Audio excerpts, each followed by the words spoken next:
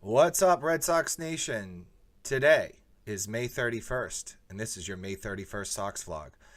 Today, we will be discussing a little bit about the Yankees series that's coming up. Game, of course, was rained out last night. Kind of, thank God. I'll get into that in a second. We'll also talk about Yankee Twitter and how it is an absolute dumpster fire. Finally, I'll conclude today's short Sox vlog with some thoughts on Dustin Pedroia's press conference earlier this week, where he basically said he didn't know if he was going to play again this year or perhaps ever, but there was no official announcement of his retirement, and he gets put on the 60-day DL. So those are the topics we're covering tonight.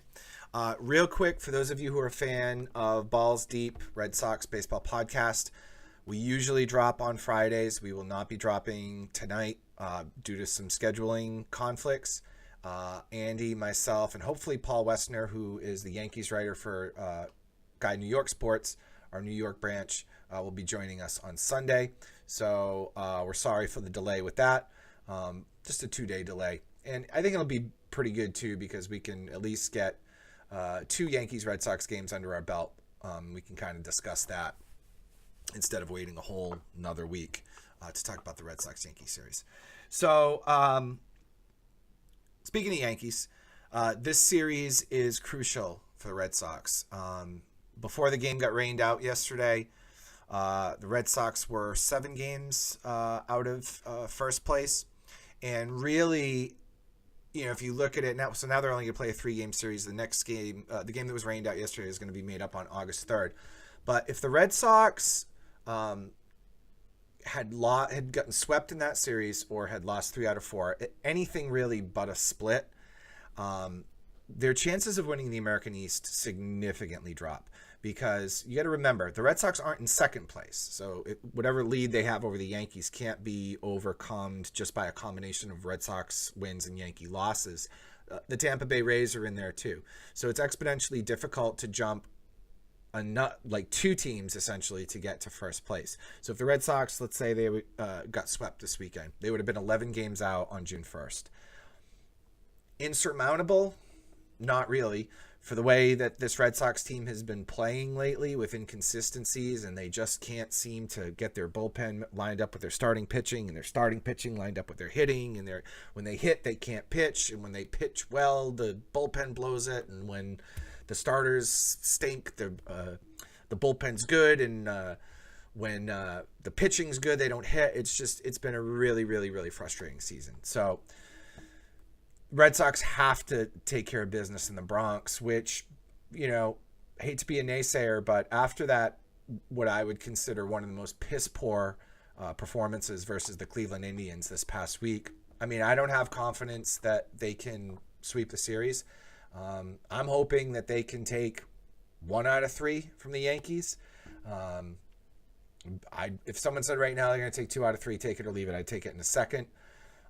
Because ultimately the Red Sox have dug themselves in a hole, and they really can't afford to lose many more games, especially against the first place team and especially against their rivals.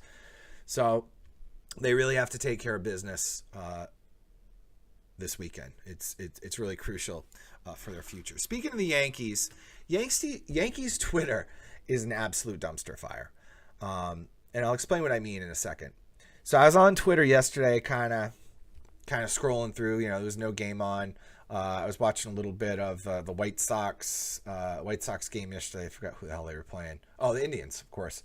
So I was watching the White Sox Indians and just kind of scrolling through Twitter and picking up some Yankee chatter.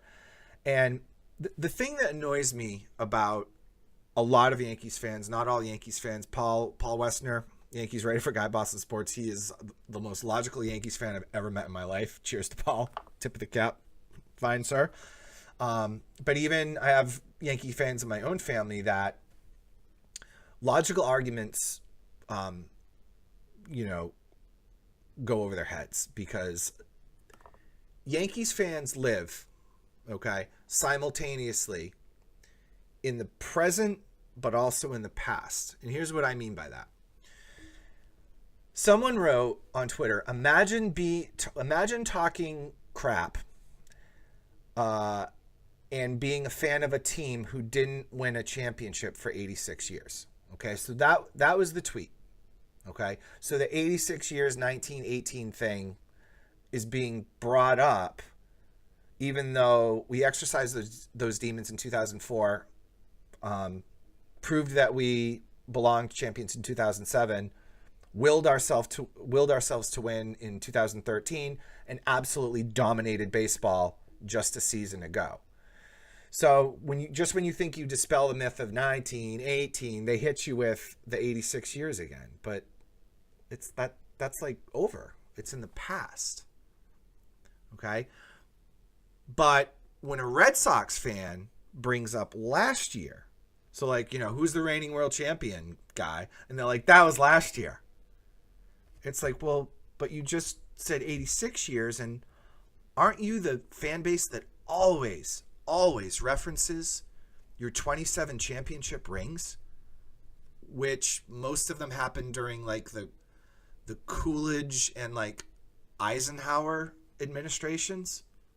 I mean, so my point is, you can't use the present. So the Yankees are in first place. They're playing really good baseball. So presently, the Yankees are better than the Red Sox and are playing better than the Red Sox. So it emboldens them to now to say some things that, of course, they wouldn't say last year. Maybe they did say last year, but if they said anything last year, if they were talking trash about the Red Sox last year, guess what they were bringing up? Were they bringing up the present? No, they were bringing up the past and how they won their 27 championships and how they won back to back in 98, 99, 2000. It's like, you got to pick one, man. You got to pick one. Are you living in the past or are you living in the present? Okay? And if you're living in the present, then that's cool. All right? You guys are better than us right now. There's not even a question, even with all your guys hurt. Okay? And if you're living in the past, that's fine. But don't get angry with me if I don't care about what happened when, there was no playoffs. There was no playoffs. The best record in the American League played in the World Series. The best record in the National League played in the World Series. There were no playoffs. Even the wild card has changed what the Yankees are able to accomplish because it makes it harder to win championships when you have playoffs. There were no playoffs. There was one playoff. It was the World Series.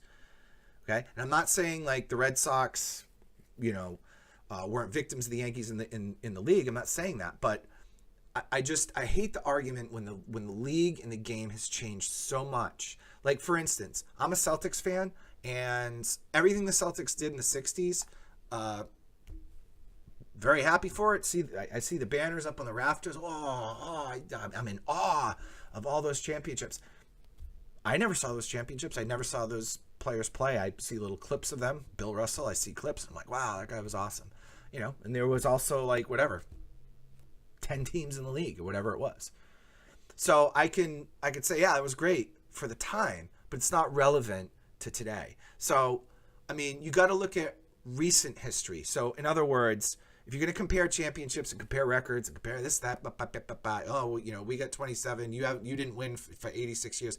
Yeah. And then they changed the way the system goes, which was the wild card. And then we started winning because it was a playoff. Okay. And teams step up during playoffs. The Red Sox have. Okay. So for me, I just think you can't mold your argument to fit. You can't change the past and the present to fit your argument. It just doesn't make sense. Pick one. Is it one? Is it the other? Or is it both? All right. That's all I'm saying. All right. The Red Sox aren't good right now. They're in third place. They're not playing their most inspired baseball. You guys have it right now. We had it last year. We won the World Series last year. Oh, that doesn't matter. Well, then you can't bring up the 1981 World Series where you beat the Dodgers. You can't bring that up because it happened 40 something years ago. Okay, you can't. All right, 30 something years ago. Hashtag math. I hope everyone gets my point on that. I get all fired up over that. The past, the damn past. My goodness gracious. Take a point. Take the wild card era. That's where you start from. Okay, whatever. All right. So in any case, last thought. Dustin Pedroia, his press conference. this week, and look, here's the deal. I personally think Pedroia is done. I do. But I also don't think, just to play a little bit of devil's advocate, I think he's done. I think he's finished. But people are calling for him to retire. And other people are like, make him a coach.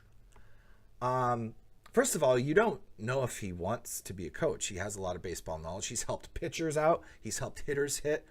I get all that stuff. But I want you to think of your job. Maybe you hate your job, so maybe this is irrelevant, okay? But let's say you like your job. Let's say you're a roofer, okay? And you really like what you do, and maybe you're a little bit older, and maybe you're in your late 40s or early 50s, late 50s, whatever the lifespan is of the work span is for a roofer. But you like being outside, you like being in the sun, you like working with your hands. And, let's say you get hurt skiing or something, you tear your ACL, and it's taken you a while to get back. And it's kind of painful. And every time you go up the ladder to get on that roof, it's kind of painful. It takes you a longer time to bend over, and it's kind of, causing you pain. And you're just trying to do it. You're rehabbing and everything else. I mean, what if they just said, yeah, we're just going to move him into the office, and he'll be, we'll make him a clerk. Like, he'll just push paper, but he'll still work for the company, but he won't do the job he loves. He's going to do a different job, and we're just going to force him to do that. And then you're like, well, maybe I just need to rest. I've been doing this rehab. Maybe I can just, look, boss, let me sit out for 3 months. I'll come back and see if I can do it. I mean, he has every right to try everything he can to get back onto the field. And when he's put on the IL, it doesn't really affect the roster. So I don't know why everyone is calling for Dustin Pedroia's immediate retirement. Ultimately, it doesn't really matter. He's a non-factor, I guess is what I'm trying to say. So if you're just pissed off that he's around, then okay, that's really petty. But if you don't like him as a player, I get it. But otherwise, just let the guy be on his DL stint or his IL stint, whatever, and try to get back. And if he can get back, and if he can get healthy, that's great. Is that going to happen? No. At the very least, he becomes a